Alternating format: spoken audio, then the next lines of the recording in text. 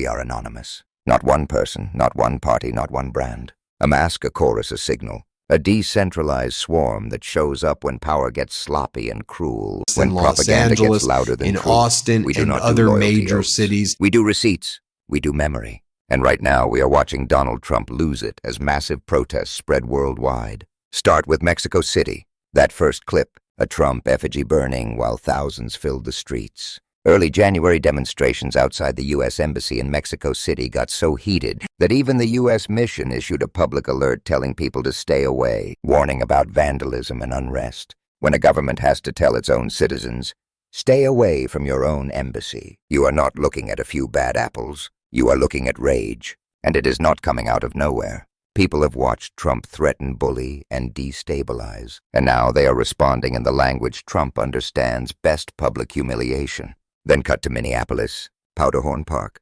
Thousands, maybe tens of thousands, protesting Trump's ICE and Border Patrol Gestapo occupying their city and protesting what they call the cold-blooded murder of Renee Nicole Good. Say her name, Renee Nicole Good. She was a 37-year-old mother. She was killed during an ICE operation and the country lit up. Officials argue about the details. Videos get dissected frame by frame. But the core is simple. A woman is dead. People are furious, and the Trump machine's answer is not accountability, it is escalation. Over the past 24 hours, the claim is that Trump surged an additional 1,000 paramilitary ICE agents into Minneapolis, aiming for a total of 3,000 ICE, and Border Patrol flooding the city. Some official reporting has described about 2,000 federal officers already deployed, with hundreds more promised. Either way, it is a flood. It is the federal government rolling into a U.S. city like it is enemy territory, and then acting shocked when the people treat it like an occupation. Minneapolis was not alone. Protests spread across the United States. Massive crowds in New York City, Los Angeles, Austin, and other major cities. People want Trump impeached. They want this criminal regime, this repressive, retaliatory machine gone. The clips bouncing around show one message over and over. Stop terrorizing communities. Stop turning law enforcement into a political militia, and stop pretending this is normal. And it is not just a few rallies. Organizers tracked hundreds of ICE out for good vigils and protest events nationwide within days. In Minneapolis itself, thousands gathered again and again. Vigils, marches, memorials, because people refused to let Renee's name get buried under spin. Even at the Golden Globes, celebrities wore protest pins in her memory, dragging this story onto a stage that is usually all champagne and selfies. That is what happens when a government turns cruelty into policy. The resistance breaks out of its usual boxes and starts showing up everywhere. Look at what Trump is doing at the exact same time. He is trying to yank billions in child care service funding away from blue states, including Minnesota and Minneapolis. He is squeezing states through agriculture department funding too, cutting or pausing key streams, shutting down programs, and pushing harsh demands that hit blue states and blue cities. It is punishment politics. Starve the places that did not vote for you, then call it governance. Meanwhile, Americans are suffocating. Rent is brutal. Homes are out of reach. Paychecks evaporate. People live paycheck to paycheck and feel like they are being psychologically tortured by constant insecurity. And health care, the Enhanced Affordable Care Act, subsidies, the ones that kept premiums lower for millions, are again hanging by a thread because Trump and MAGA allies keep blocking extensions. Even when there is bipartisan momentum in the House, the Trump camp's answer is delay, block, sabotage. People lose coverage that has kept them alive, while this regime treats it like a scoreboard. But Trump is not content to cause chaos at home. He is exporting it. According to the Daily Mail, he officially ordered Special Forces commanders to draw up a plan for the invasion of Greenland, an invasion that could be imminent. Let that sink in. Greenland, a territory tied to Denmark, a NATO ally. And the one thing holding it back, as the reporting puts it, is that senior military figures believe such an invasion would be unlawful and would destroy NATO. Trump does not care. In fact, it looks like he is flirting with destroying NATO on purpose, like blowing up alliances is just another way to prove he is strong. And in response, GB reports the United Kingdom may send troops into Greenland to call Trump's bluff after his takeover threats. The logic is simple. If Trump claims this is about security against Russia or China, then put allied troops there and prove it is already protected. Greenland would already be covered by NATO. America already has multiple defense treaties with Greenland and Denmark. The United States can build as many military bases as it basically wants there. It already has bases, so this is not about security. This is about Trump and MAGA predators in their own words, who think they own the Western Hemisphere. And as predators go, they are pathetic, because their strength is mostly bullying and tantrums. Now look at the Venezuela mess, because it exposes the same pattern. Propaganda first, reality later, civilians crushed in the middle. The U.S. State Department and the U.S. mission are urging all American citizens to leave Venezuela immediately. Fox frames it like this: armed militias are setting up roadblocks. Colectivos, paramilitary groups reportedly stopping vehicles and checking phones for evidence of U.S. citizenship.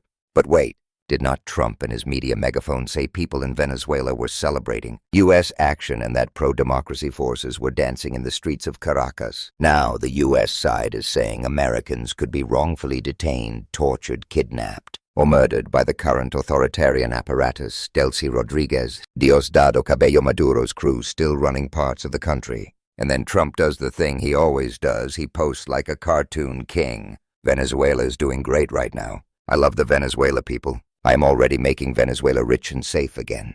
Congratulations. Thank you. It is absurd. If it is safe, why are Americans being told to flee immediately if it is stable?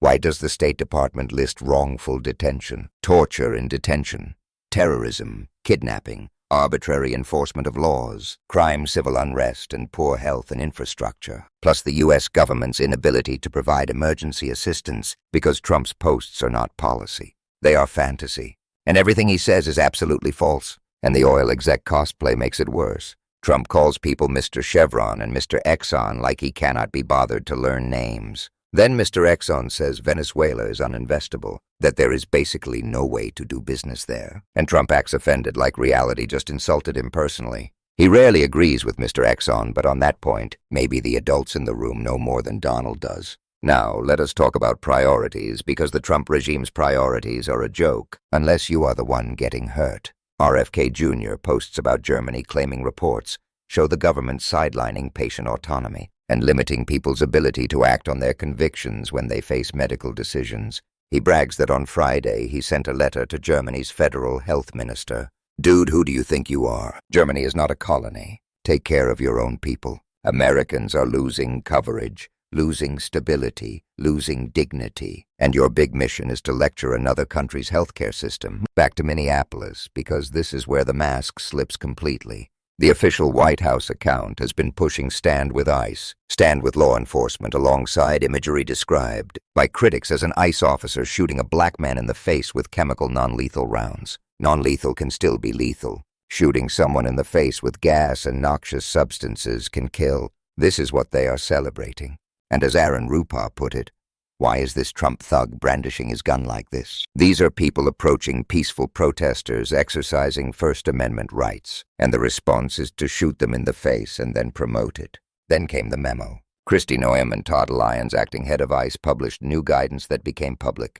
The claim in that memo, as it is being described, is basically this. If they use funds from Trump's One Big Beautiful Bill, what they call beautiful and what critics call disastrous, the bill that destroyed people's Medicaid and health care while giving tax cuts to billionaires, then they can ignore a federal judge's order requiring ICE to allow members of Congress access to detention facilities. Under existing law, members of Congress have an absolute right to visit these places without notice. A judge ordered the Trump regime to comply. Now the regime's position is no, we are not letting Congress in. And they are even using the protests in Minneapolis as a convenient excuse. And what happens when oversight is blocked? The worst allegations thrive in darkness. Critics call these detention centers concentration camps. Torture, starvation, overcrowding, people denied showers, denied toilets, crammed into rooms like animals. A lot of these facilities are private businesses making a ton of money. Trump's right-wing oligarch friends own or profit off them. If it was humane, they would open the doors to Congress and let sunlight in.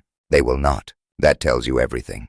And then Iran. Let us be very clear. Our hearts are with the people of Iran pushing for democracy under an internet blackout. Reporting describes protesters being mutilated, shot and killed by the Iranian regime. And Trump's messaging is a mess, mixed reckless and deadly. One minute he wants to take credit and posture about freedom. Then he threatens war if they shoot protesters. America will go to war. Send boots on the ground. America's locked and loaded and ready to go. Then he pivots and claims people are dying because of stampedes. So which is it, Donald? You threatened war if they kill protesters, and they are killing protesters, so now what? War with Iran, war with Greenland, war with Venezuela, and you have also threatened Cuba and Colombia, and you have even floated bombing Mexico, so when you see Mexico City burning a Trump effigy, do not act confused. People are responding to threats. Here is the part Trump does not want you to say out loud. Maduro is a bad guy, an illegitimate leader. Many observers believe he lost the election to the opposition, Maria Corina Machado's camp and Edmundo Gonzalez. But that does not mean Trump gets to launch regime change operations without Congress, then pretend a social media post makes it lawful. That is what war powers are for. You do not get to do this alone. So yes, massive protests are spreading. People are demanding impeachment. They are demanding oversight. They are demanding an end to this criminal regime. And do not let the noise distract you. Document everything, but do not spread rumors. Verify clips, save timestamps, back up videos. If you march, stay calm, stay together, and look out for the people most at risk. Immigrants, journalists, and anyone targeted for speaking up. That is how movements survive. This is what accountability looks like. We will keep watching. We will keep posting. Wherever you listen, Apple Podcasts, Spotify, because the machine runs on silence and we are here to make noise. We are anonymous. We do not forgive. We do not forget. Expect us.